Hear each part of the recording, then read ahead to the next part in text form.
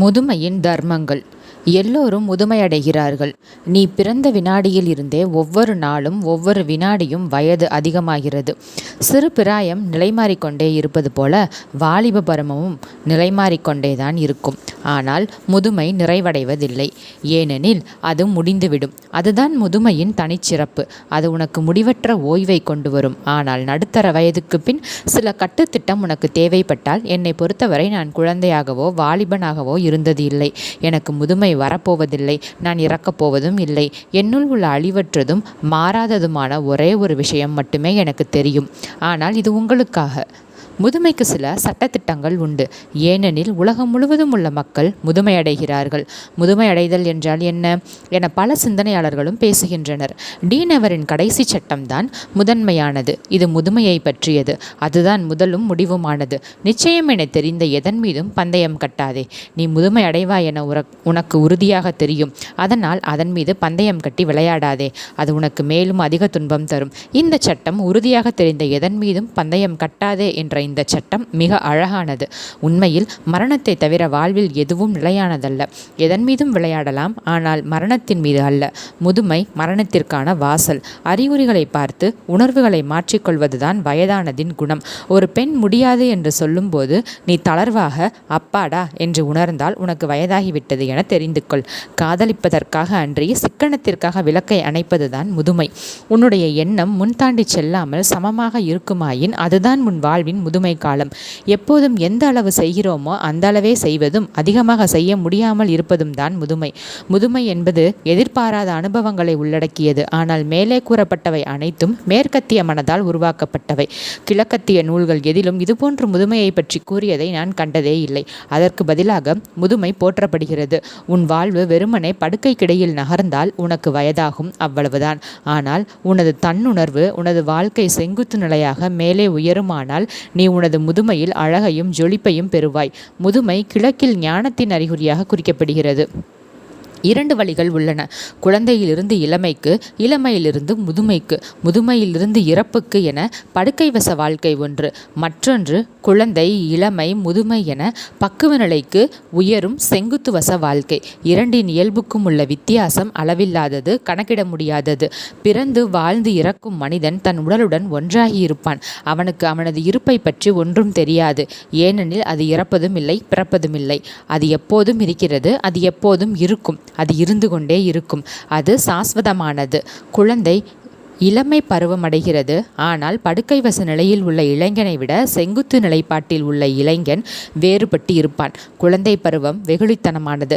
ஆனால் இதிலிருந்துதான் இந்த இரு வேறுபட்ட பரிமாணங்களும் உருவாகின்றன. படுக்கைவச நிலைப்பாட்டில் உள்ள இளைஞன் உணர்ச்சியோடு, காமத்தோடு எல்லாவிதமான முட்டாள்தனங்களையும் கொண்டிருப்பான். ஆனால் செங்குத்து நிலைப்பாட்டில் இருக்கும் இளைஞன் வாழ்க்கையை பற்றிய தேடுதலோடு, உண்மையை அறியும் ஆர்வத்தோடு, தன்னை உணரும் தாகத்தோடு இருப்பான். படுக்கைவச கோட்டில் முதுமை என்பது நடுங்க வைப்பது, மரணத்தை கண்டு பயப்படும். அது மேலும் மேலும் இருளையும் இருட்டையும் கல்லறையையும் தவிர வேறு எதை பற்றியும் சிந்திக்காது. அது தன்னை ஒரு எலும்புக்கூடாக மட்டுமே பார்க்கும். செங்குத்துவச நிலைப்பாட்டில் முதுமை ஒரு கொண்டாட்டம்.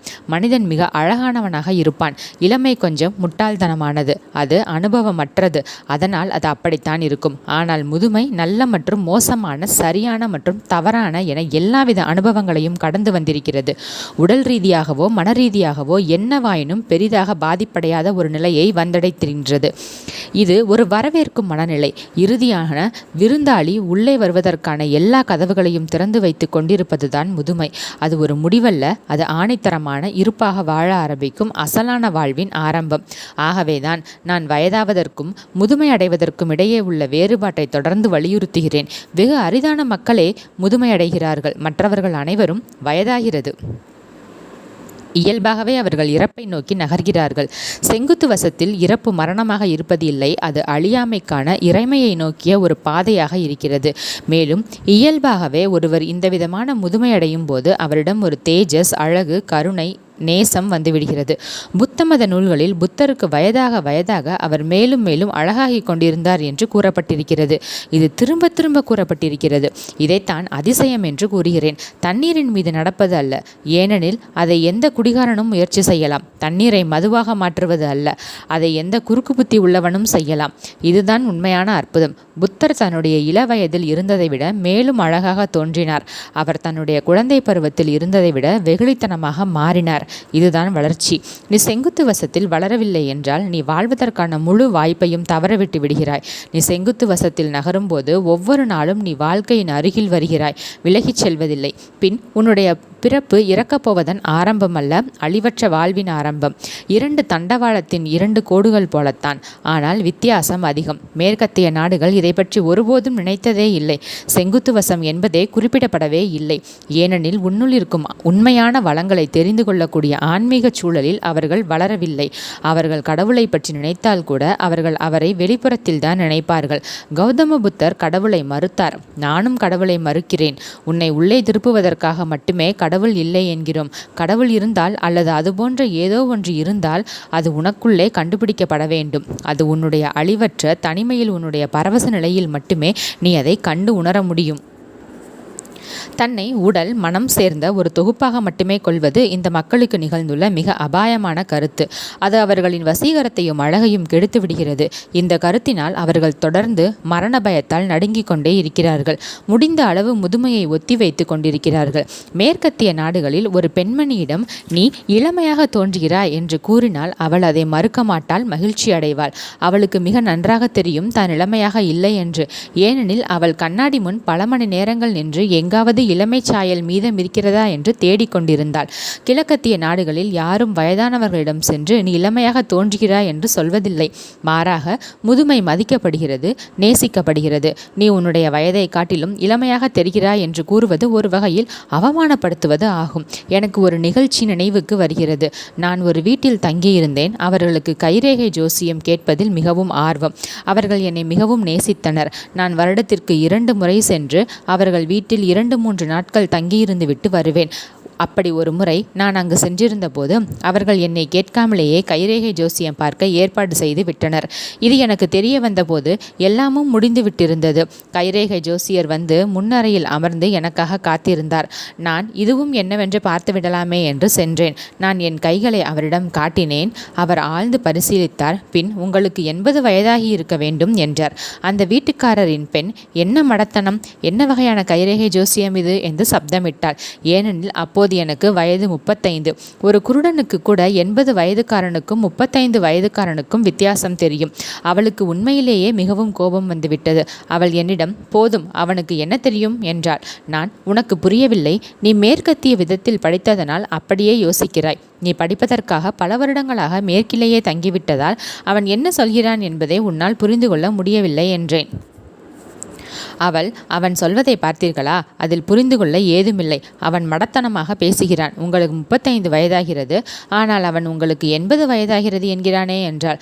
நான் அவளுக்கு ரால்வோல்டோ எமர்சன் பற்றிய கதை சொன்னேன். எமர்சனிடம் ஒருவன் உங்கள் வயது என்ன என்று கேட்டான். எமர்சன் கிட்டத்தட்ட 360 வயதாகிறது என்றார். அவனால் நம்பவே முடியவில்லை. அவன் எமர்சன் எப்போதும் உண்மையே பேசுவார் என்று நம்பிக்கொண்டிருந்தான். ஆகவே வாய் தவறி விட்டதா அல்லது கிண்டல் அடிக்கிறாரா அல்லது தான் காதில் சரியாக வாங்கவில்லையோ என்று குழம்பினான். விஷயத்தை தெளிவாக கொள்ள எண்ணி நீங்கள் சொன்னது சரியாக எனக்கு கேட்கவில்லை, எவ்வளவு என்றான். எமர்சன் நீ சரியாகத்தான் கேட்டாய், 360 தான் என்றார். அவன் என்னால் நம்பவே முடியவில்லை. நீங்கள் 60 வயதானவர் போலத்தான் தோன்றுகிறீர்கள் என்றான். எமர்சன் நீ சொல்வது ஒரு வகையில் சரிதான். செங்குத்து வசத்தில் எனக்கு 360, ஆனாலும் படுக்கை வசத்தில் எனக்கு 60 தான் என்றார். படுக்கை வசத்திற்கும் செங்குத்து வசத்திற்கும் உள்ள வேறுபாட்டை உணர்ந்த முதல் மேற்கத்திய மனிதன் எமர்சன் தான். எமர்சனுக்கு கிழக்கத்திய முறைகளின் மேல் மிகுந்த ஆர்வம் இருந்தது. அவருக்கு கிடைத்த சில தரிசன அனுபவங்கள் அவரை உபனிஷதங்களின் அருகே கொண்டு வந்தன. அவர் நீ சொல்வது சரிதான், நான் 60 வருடங்கள் வாழ்ந்திருக்கிறேன் என்றாலும் இந்த 60 வருடங்களில் 360 வருடங்கள் வாழ்ந்த அனுபவத்தை பெற்றிருக்கிறேன். 6 மடங்கு ஆழமாக வாழ்ந்திருக்கிறேன் என்றார். செங்குத்து வசக்கோடு வருடங்களை கணக்கிடவில்லை, அது உன்னுடைய அனுபவங்களின் மூலமே கணக்கிடப்படுகிறது. மேலும் இந்த செங்குத்து வசமான வாழ்வில்தான் பிரபஞ்சத்தில் செழிப்பு முழுமையும் உள்ளது. அழியாத்தன்மை, இறைமையின் உணர்வு, வெறுப்பு கலவாத நேசத்தின் முதல் அனுபவம், கருணை வெளிப்பட்ட முதல் அனுபவம், முதல் தியான அனுபவம், வெடித்துச் சிதறும் ஞானமடைதலின் ஆரம்ப அனுபவம், இவை யாவும் செங்குத்து வசத்தில் மட்டுமே உள்ளன. ஞானமடைதல் என்ற வார்த்தைக்கு கிழக்கில் உள்ளவர்கள் புரிந்து கொள்ளும் அர்த்தத்தை மேற்கில் உள்ளவர்கள் கொடுப்பதில்லை என்பது தற்செயலானதல்ல. அவர்கள் இருண்ட காலத்திற்கு பின் ஞானமடையும் காலம் வரும் என்று கூறுகிறார்கள். அவர்கள் Ferdinand Russells, John Paul Sartre, Karl Jaspers போன்றவர்களை ஞானமடைந்தவர்கள் என்று குறிப்பிடுகிறார்கள். அவர்களுக்கு தாங்கள் ஒரு வார்த்தையை தவறாக உபயோகப்படுத்துகிறோம், அதை மண்ணில் போட்டு புரட்டுகிறோம் என்பது கூட தெரியவில்லை. Ferdinand Russells, John Paul Sartre, Karl Jaspers ஞானமடையவில்லை. படுக்கை வசத்தில் ஞானமடைதல் நிகழாது. ஜான் பால் சாத்ரே தன்னுடைய வயதான காலத்திலும் கூட இளம் பெண்களின் பின் ஓடிக்கொண்டிருந்தார். பெர்டினாண்ட் ரசல்ஸ் தன்னுடைய மனைவியை பலமுறை மாற்றியிருக்கிறார். அவர் கிட்டத்தட்ட 100 ஆண்டு காலம் வாழ்ந்திருந்தாலும் கூட அவர் படுக்கை வசத்தில்தான் வாழ்ந்தார். அவருடைய வயதான காலத்தில் கூட அவருக்கு ஆர்வம் இளம் வயதினர் போல மடத்தனமாகத்தான் இருந்தது. ஞானமடைதல் எந்த வகையிலும் அறிவாளிகளுடன் தொடர்புடையது அல்ல, அறிவு ஜீவிகளுடன் தொடர்புடையது அல்ல. அது உண்மையான இருப்பை, ஆணித்தரமான இருப்பை, அசலான இருப்பை கண்டு அறிவதுடன் தொடர்புடையது என்பதை கிழக்கு புரிந்து வைத்திருக்கிறது. உன்னுள் உள்ள கடவுளை கண்டறிவது அது. ஆகவே நீ விதிகளை பற்றி கவலைப்பட வேண்டியது இல்லை. இந்த விதிகள் அனைத்தும் படுக்கை வசத்திற்கானவை. செங்குத்து வசத்தில் விதிகளே இல்லை, நேசம் மட்டுமே உண்டு. அங்கே மேலும் மேலும் ஆன்மீக ரீதியாக வளரும் அனுபவமும், மேலும் மேலும் தியானத்தன்மையும், மேலும் மேலும் இறைமையை உணரும் அனுபவமும் பெறுவதால் உடல் மனரீதியான பிடிப்புகள் குறைவதுடன் இந்த நம்மை அமுக்கிக் கொண்டிருக்கும் வெளிப்பொருள் உலகத்தில் சுமையும் குறையும். செங்குத்து வசத்தில் மெதுமெதுவாக ஆசைகள் மறைவதையும், பால் உணர்வு குறைவதையும், அதிகார ஆசை மறைவதையும், லட்சியங்கள் காணாமல் போவதையும் உணர முடியும். மத, அரசியல், தேசிய அடிமைத்தனங்கள் எல்லா விதத்திலும் மறைந்து கொண்டே வருவதை உன்னால் உணர முடியும். நீ தனித்துவம் பெறுகிறாய். உன்னுடைய தனித்துவம் வளர்ந்து ஒளி வீசும் போது உன்னுடைய கண்களுக்கு மனித இனம் முழுமையும் ஒன்றாகத்தான் தெரியும். உன்னால் பகுக்க முடியாது. செங்குத்து வசத்தில் மிகச்சிறந்த அனுபவங்கள் உள்ளன. படுக்கை வசத்தில் சரிவு மட்டுமே உள்ளது. படுக்கை வசத்தில் வாழும் ஒரு வயதான மனிதர் தன்னுடைய கடந்த காலத்தில் மட்டுமே வாழ்கிறான். அவன் தான் இளமையாக இருந்தபோது அடைந்த அழகான அனுபவங்களையும், அருமையான நாட்களையும், ஆனந்தமான இரவுகளையும் நினைத்து கொண்டிருக்கிறான். அவன் தான் குழந்தையாக இருந்தபோது எந்த பொறுப்புகளுமின்றி பட்டாம்பூச்சி பிடிக்க ஓடிய நாட்களையும் நினைத்து கொண்டிருக்கிறான். உண்மையில் அவன் வயதான காலத்தில் கூட பட்டாம்பூச்சி பின்னால் தான் ஓடுகிறான்.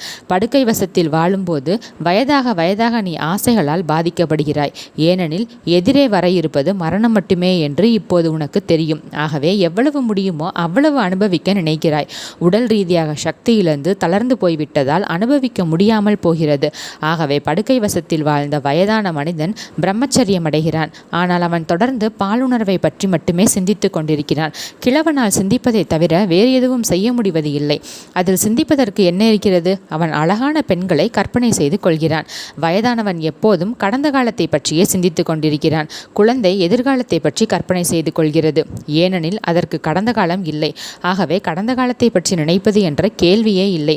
அதற்கு நேற்று என்பது கிடையாது. அதற்கு வரும் காலம், நீண்ட வாழ்க்கை முழுவதும் 70 வருடங்கள் கற்பனை செய்ய தேவையான அளவு இடம் இருக்கிறது. அவன் சீக்கிரமே பெரிதாக விரும்புகிறான். ஏனெனில் பெரியவர்கள் செய்யும் செயல் அனைத்தையும் செய்து பார்க்க விரும்புகிறான். வயதானவனுக்கு எதிர்காலம் இல்லை. வயதான மனிதனுக்கு எதிர்காலம் என்பது இல்லை. எதிர்காலம் என்பது அவனை பொறுத்தவரை இறப்புதான். எனவே அவன் எதிர்காலத்தை பற்றி பேசக்கூட விரும்புவது இல்லை. எதிர்காலம் அவனை நடுங்கச் செய்கிறது. எதிர்காலம் என்பது அவனுக்கு கல்லறைதான். அவன் கடந்த காலத்தை பற்றி மட்டுமே பேசுகிறான். இது நாடுகளுக்கும் பொருந்தும். உதாரணமாக இந்தியா போன்ற நாடு வருங்காலத்தை பற்றி நினைப்பதில்லை. அதற்கு வயதாகிவிட்டது என்பதற்கான அடையாளம் இதுதான். இந்தியா எப்போதும் கடந்த காலத்தையே நினைத்து கொண்டிருக்கிறது. ராமன் சீதை வாழ்க்கை வரலாற்றையே பல நூற்றாண்டுகளாக நாடகமாக ஒவ்வொரு கிராமத்திலும் நடித்து கொண்டிருக்கிறார்கள். இந்தியாவில் புத்தரை பற்றியும், மகாவீரரை பற்றியும், ஆதிநாத்தை பற்றியும், ரிக்வேதத்தை பற்றியும், உபனிஷத்களை பற்றியும் பேசிக்கொண்டே இருக்கிறார்கள். எல்லாமும் கடந்த காலங்களே. இப்போது இந்த தேசம் இறப்பதற்காக காத்து கொண்டிருக்கிறது. இதற்கு வருங்காலம் என்பது இல்லை. இந்தியாவின் கருத்துப்படி பொற்காலம் என்பது பல லட்சக்கணக்கான வருடங்களுக்கு முன்பிருந்த காலமான சத்யோகா. உண்மையின் காலம் பொற்காலம். அதற்கு பின் மனிதன் வாழ ஆரம்பித்து விட்டான். நீ மனோரீதியான ஒப்பிடலை பார்க்கலாம். 4 வகையான பருவங்கள்: குழந்தை பருவம், இளமை பருவம், நடுவயது, முதுமை. இது போன்ற 4 வகையான யுகங்களாக பிரித்து வைத்திருக்கிறார்கள். முதல் பருவம் குழந்தை போன்றது, சமநிலையானது, வெகுளித்தனமானது. அவர்கள் 4 கால்களை கொண்ட டேபிளை சமநிலைக்கு உதாரணமாக சொல்கிறார்கள். பின்பு இறங்குமுகம் ஆரம்பமாகிறது. இந்தியாவில் பரிணாம வளர்ச்சி என்ற கருத்து இருந்ததில்லை. அதற்கு பதிலாக நேர் எதிரான கருத்து இருக்கிறது. இந்த வார்த்தையை நீ கேள்விப்பட்டிருக்க மாட்டாய். மேற்கத்திய நாடுகளில் இது போன்ற ஒரு வார்த்தையே பழக்கத்தில் இல்லை. ஆனால் இந்தியாவில் எழுச்சியை பற்றி யோசிப்பதில்லை, பதிலாக வீழ்ச்சியை பற்றி பேசுகிறார்கள். நாம் சுருங்குகிறோம், நாம் வீழ்ச்சியடைகிறோம். 2வது யுகத்தில் ஒரு கால் இல்லை, டேபிள் முக்காலியாகிவிட்டது. அது இன்னும் சமநிலையோடு இருக்கிறது. ஆயினும் 4 கால்களில் கிடைத்த அந்த அளவு சமநிலை இப்போது இல்லை. 3வது யுகத்தில் இன்னொரு காலும் இல்லாமல் போகிறது, 2 மட்டுமே இருக்கிறது. சமநிலை இருக்கவே முடியாது. 4வது யுகத்தில் ஒரே ஒரு கால் மட்டுமே உண்டு. ஒரு காலில் நிற்க வேண்டும். எவ்வளவு நேரம் முன்னால் ஒரு காலில் சமநிலை தவறாமல் நிற்க முடியும்? முதல் யுகம் சத்யுகம், உண்மையின் காலம் என அழைக்கப்படுகிறது. 2வது யுகம் தீர்த்தா, 2வது என பொருள்படும். 3வது யுகம் துவாபர யுகம், இது சமஸ்கிருத வார்த்தை. 4வது யுகம் கலியுகம், இருண்ட காலம் எனப்படும். நாம் இப்போது கலியுகத்தில் வாழ்ந்து கொண்டிருக்கிறோம். அது வயதான மனிதனின் மனம் போன்றது. வருங்காலம் இருண்டது, எதுவும் அதில் இல்லை. குழந்தை வருங்காலத்தை பற்றி யோசிக்கிறது. பொற்காலம் வரப்போகிறது என நினைக்கிறது. வயதானவன் கடந்து போன பொற்காலத்தை நினைத்து கொள்கிறான். ஆனால் இது படுக்கை வசக்கோட்டில் மட்டும் நிகழக்கூடியது. செங்குத்து வசத்தில் கடந்த காலமும் பொற்காலமே, நிகழ்காலமும் பொற்காலமே, வரும் காலமும் பொற்காலமே. வாழ்க்கை என்பது தொடர் கொண்டாட்டம்தான். ஆகவே முதுமையின் விதி என்ன என்று கவலைப்படுவதை விடுத்து உன்னுடைய வண்டி எந்த பாதையில் பயணித்து கொண்டிருக்கிறது என்று பார். பாதை மாற இன்னும் நேரமும் காலமும் இருக்கிறது. ஒவ்வொரு கணமும் நீ இதிலிருந்து அதற்கு மாற நேரம் இருக்கிறது. உன்னால் மாற முடியும். படுக்கை வசத்திலிருந்து செங்குத்து வசத்திற்கு மாறுகிறாயா என்பதுதான் முக்கியம்.